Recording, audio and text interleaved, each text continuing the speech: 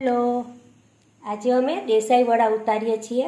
અમારે ત્યાં સાતમ હોય તેના આગલા દિવસે રંધણછઠને દિવસે દેસાઈ વડા ઉતારવામાં આવે છે, જે બીજે દિવસે ઠંડા ખાવામાં આવે છે. તો આની અંદર એક કટોરી આ જુવાર લીધી હોય તો એક કટોરી એની સાથે ઘઉં લેવાના. ઘઉં થોડા ઓછા લેશો તો પણ વાંધો નથી.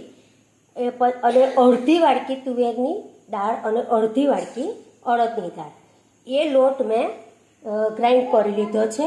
હવે એની અંદર હિંગ, હળદર અને શેકેલી મેથી પણ નાખવાની ગ્રાઇન્ડ કરવામાં. હિંગ થોડી આગળ પડતી, હળદર,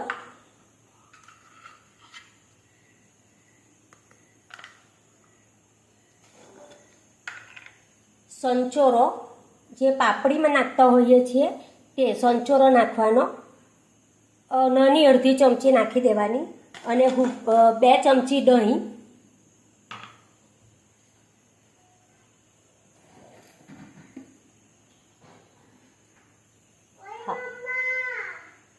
બે ચમચી દહીં.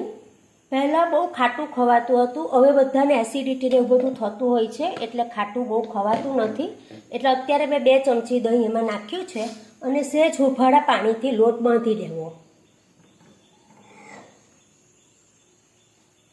ધીરે ધીરે પાણી રેડતા જવું, કારણ કે આ લોટ બહુ ઢીલો થઈ જશે તો પછી વડા ઉતરશે નહીં.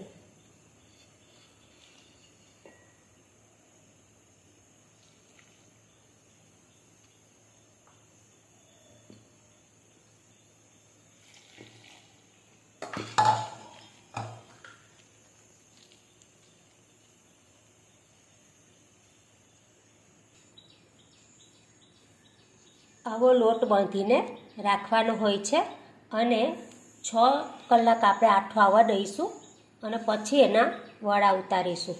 અમારા દેસાઈ લોકોમાં આ શ્રીમંત ઉપર લગ્ન પ્રસંગે દીકરીઓને ખાસ આપવામાં આવતું હોય છે, એટલે આનું બહુ જ મહત્ત્વ હોય છે.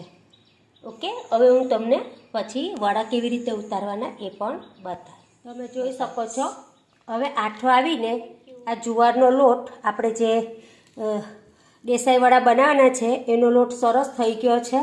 એમાં મેં 2 ચમચી લાલ મરચાંની ભૂકી, આદું અમે વધારે જોઈએ છે એટલે મેં આદું છીણી લીધું છે, મીઠું 3 ચમચી નાખ્યું છે અને મરચાં આદુની પેસ્ટ નાખી છે.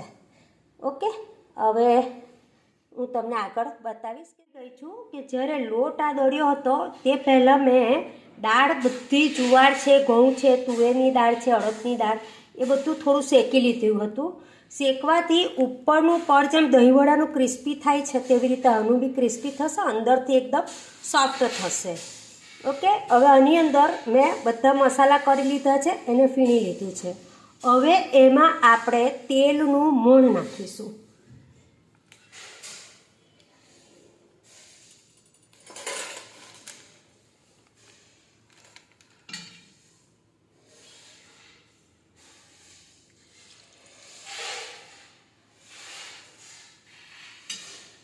એને લીધે દેસાઈ વડા એકદમ જારીદાર અને સરસ બનશે. હવે આપણે નાના નાના વડા આમાં મૂકતા જઈશું. ધીરા ગેસે મૂકવાનું.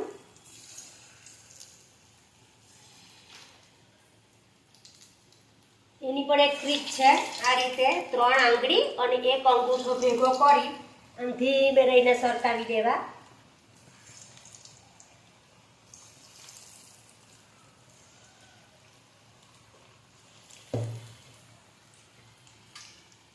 તેલમાં જ વડા ઓટોમેટિક ગોળ થઈ જશે. અને એક વસ્તુ હું બીજું બી કહેતા ભૂલી ગઈ છું કે આપણે જ્યારે લોટ પલાળીએ ને ત્યારે એની અંદર થોડુંક મોણ પણ નાખવાનું. એવું ડિસ્ક્રિપ્શનમાં લખી દઈશ બધું. તમે જોઈ શકો છો વડા અંદર કેટલા સરસ ખીલી ગયા છે.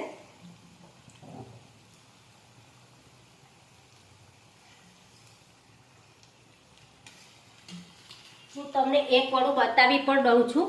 જુઓ, ઉપરથી દહીં વડાનું કેવું ક્રિસ્પી લેયર હોય એવું છે ને, અને અંદરથી જરાક પણ ગેદો પણ નથી અને ખૂબ જ સુંદર દેખાય છે. જોયું અંદરથી સોફ્ટ એકદમ. આવા વડા ઉતરવા જોઈએ.